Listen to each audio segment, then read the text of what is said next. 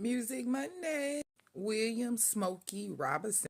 Oh, Playboy Smoke. He had the juice, he had the tea, but he had some scandals in him too. Let's get started. William Smokey Robinson Jr. was born February 19, 1940 in Detroit, Michigan. So he's an Aquarius. Happy birthday.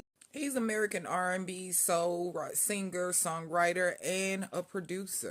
He was the founder of the Motown group The Miracles, which he led from 1955 to 1972 as the lead songwriter and producer as well. Oh yeah, they had a hold on you.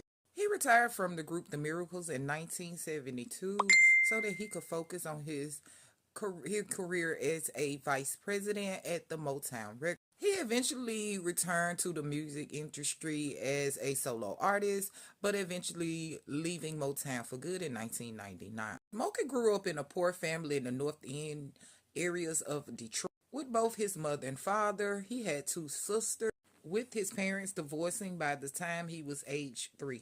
He got the name Smokey when he was a child from his Uncle Claude. His uncle was heavy into cowboy movies, so he gave Smokey a nickname, Smokey Joe, and Smokey rode with that name for life. By age 10, Smokey's mother had passed, and he had moved in with his older sister, Geraldine, and her husband and their 10 children. Wow.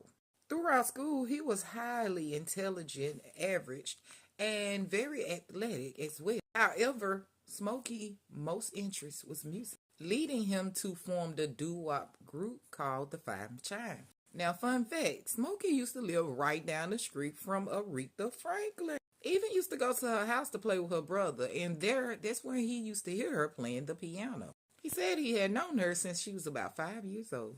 In 1957, Smokey Robinson and the Miracles, they met with Berry Gordy after a failed attempt at Brunswick Records. Don't beat me. He came in with this notebook called the Big Ten, and that was a notebook that he had been keeping since high school with over 100 songs he had written.